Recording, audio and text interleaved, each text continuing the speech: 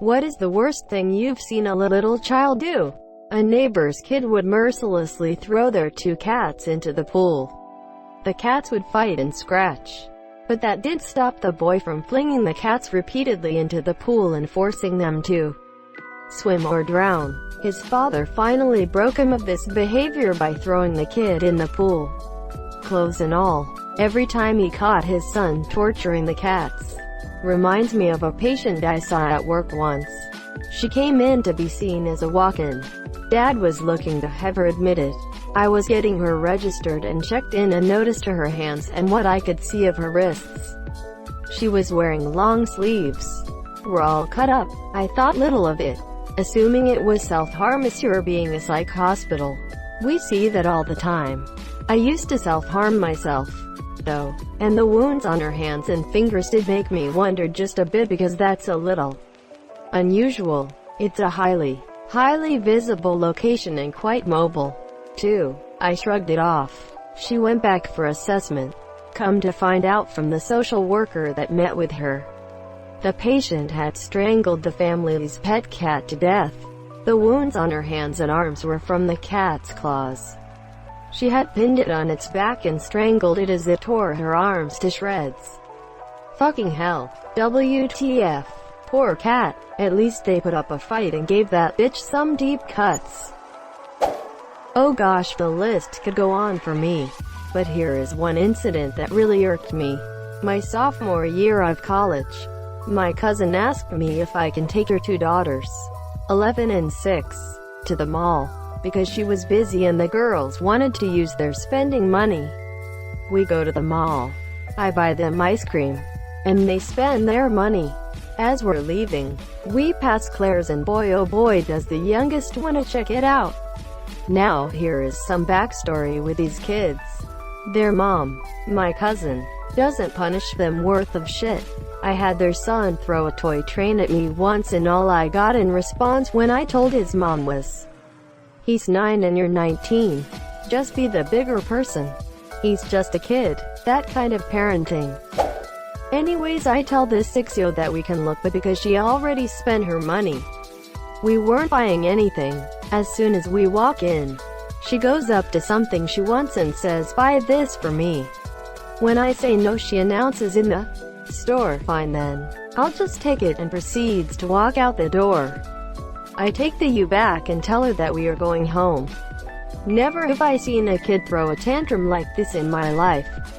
The worst part was every time I tried to carry her or grabbed her hand, she'd scream, "Help me! Help me! I don't know you." The oldest kid records all of it and sends it to her mom, who then simply responds, "Haha, good luck." Quote. When we got home, my cousin told me she wouldn't have thrown the tantrum if you just got her the toy. I was livid. Oh god, this type of parenting is so annoying. My sister is the FKN same, and she gets mad too when my wife, who babysits rarely, corrects their awful behavior. It'd help though. At least a few times per year they're at our house, they behave better. My wife has a great trouble about becoming stare, and they've definitely learned what it means. My neighbor's kid was burning ants to death with a magnifying glass. After a while he decided that ants were too boring, so he tried to hold down his cat, burn it with the magnifying glass. Let's just say the cat fucked the kid up. I'm glad the cat fucked them up. Saw a young girl enter a store with her mom and throw a fit when she couldn't get a Barbie doll. Her wailing caused a group of people to show up, and things blew up when the girl decided to say that the woman was not her monsieur. Police were called. I, being a young stalker at the end of my shift, told my manager that the girl came in with a woman and promptly clocked out. Long story short, told to me by the manager the next day. The police sorted the situation and they left the property a few hours later. That's crazy. I've seen a couple of other stories in this thread where the kid pretended to be kidnapped. I think they're using the whole stranger danger thing to their advantage because they know someone is going to take them seriously. My sister did this and almost got my dad shot because she wanted another cookie sample from Publix. Best way to handle this if it happens more than once and the child doesn't stop. Nope, this isn't my kid. Bye. And then what happens is that everyone realizes that they're your kid when they chase after you and they realize that pulling that stunt won't work anymore. I mean, it's a little cruel, but the best way to both cover your ass and handle the child's reaction. Because we're at a point where the child will probably get you arrested at some point if they're willing to do this more than once or twice. When I was an English teacher in China, I had a 7-year-old student called Prince. That was not just his chosen English name, which can be anything from Sally or Ben, to Superman or JJ Kangaroo, but also a direct translation of his Chinese name, which gives you all the information you need about this child's idea of his station in life and how he was treated by his parents. This kid yelled at the other kids and me on a daily basis, threw fists if anyone got too close, and once threw a luckily light plastic chair across the classroom at me. But the worst of all was the time that this kid screamed so much his throat started bleeding. He had to go to hospital and couldn't speak for a few days, which was a blessing. Following which I was called into my boss's office and told that his parents were blaming me for it. I told her how absolutely ridiculous that was and made it very clear that when the term rolled over, I would not be teaching any class which he was in. Met him a few days ago. He recently started going by the student formerly known as Prince. I had a situation where I yelled so much I couldn't speak as a child. But bleeding? Is that normal? Or does have some issues? I'm no doctor, but I did have to talk about vocal health in my choral education classes. No, bleeding is very extreme and is a sign of severe damage. It's likely he was screaming constantly, not just at school, in order for that to happen.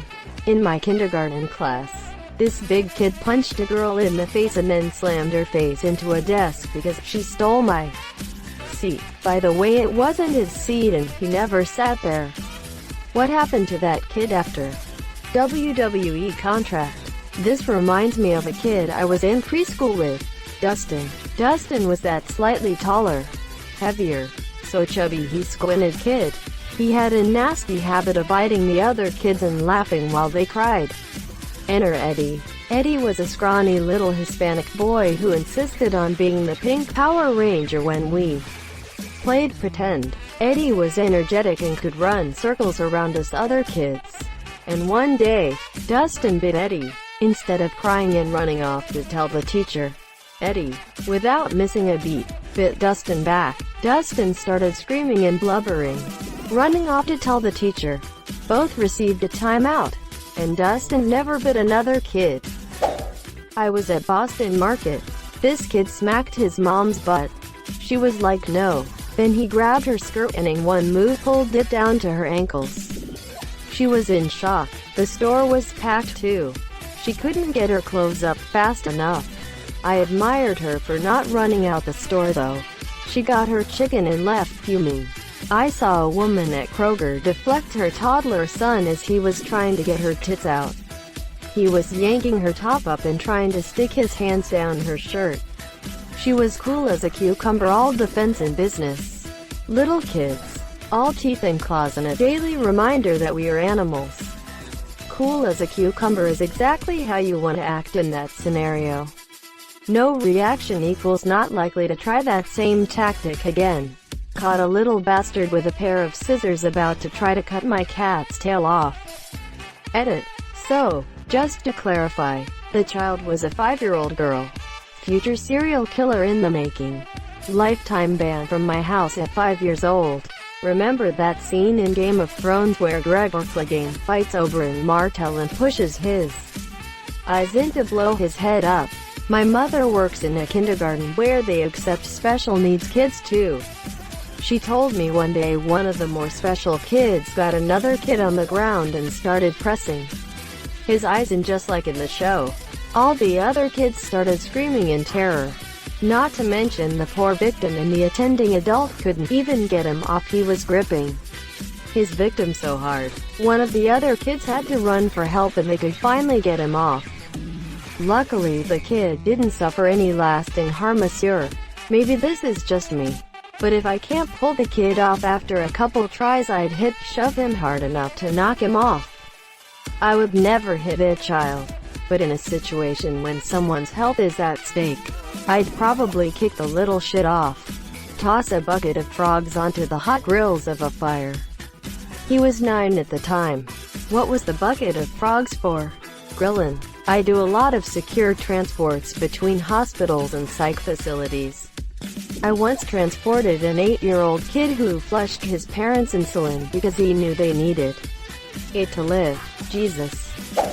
When my cousin was about 4 years old, caught him spraying hairspray into the furnace flames trying to blow the house up. Good times. Ah yes, the Zionist was out camping on a lake with numerous families with kids. This one couple had 2 daughters. Can't remember if they were twins or just really close in age. All of us kids found a huge spawning area for frogs. Little frogs and tadpoles everywhere. It was really cool. Well, these 2 little psychopaths start picking up the little guys, power flicking them on the back of the head, and watching them seizure and lose consciousness and then slowly regain it, only for them to do it again until they died from little traumatic froggy brain injuries. They also stomped on a bunch of them, and scooped up handfuls of tadpoles and chucked them into the forest. We were horrified and told their parents, who just laughed and went back to drinking by the campfire. I really hope now that they are adults they look back on that day and fucking hate themselves. One of the cruelest things I have ever witnessed someone do to an animal. That's so fucked. Damn, I feel horrible for reading a lot of these animal torture comments. My neighbor's kid who was about 10 or 11 used to lure stray dogs up to his porch, then would tie the dog down and stick a firecracker, those little black cats, in the dog's butt and light it on fire. The sheer yelping and screaming from the dog was horrible. Called the police and reported the kid like 1,000 times. All the neighbors hated that boy and jumped on his parents over it. His mom was a meth head, always drugged out, and his dad was a drunk and said, well, at least he isn't a terrorist in blowing up buildings. At least he's not a terrorist is a pretty low bar. I have 2 aunts on mom's side. Anna lost her home in a flood, and they moved into Aunt B's home for about 3 months. Aunt A's family had a teacup poodle. Aunt B's son, APPX 10 years old, spent most of that 3-month period trying to kill their dog with Rube Goldberg machines. At first it was that was weird situation, which quickly became this child is psychotic. He started off with making an elaborate bottle rocket cannon, then threw the dog into the pool and threw cinder blocks at it. Tried repeatedly to cram it into cardboard boxes, throwing tools and hardware at it from the 2nd-story balcony. It was scary. I think a few months after Aunt A's family moved out, the kid hit his little brother in the head with a shovel and split his scalp open. They started therapy after that one. Oh my, what happened then? I mean later in his life. He went to therapy for years.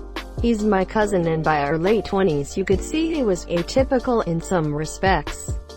Turns out he's a genius. The man has like 5 or 6 degrees from respected universities, all in mathematics and engineering. A lot of my family suspects based on his erratic travel schedule. He was recruited by the CIA for his brainpower. Either brainpower or enhanced interrogation techniques. He's not talking. Throw another cinder block at him. Thank you so much for watching and have a good day.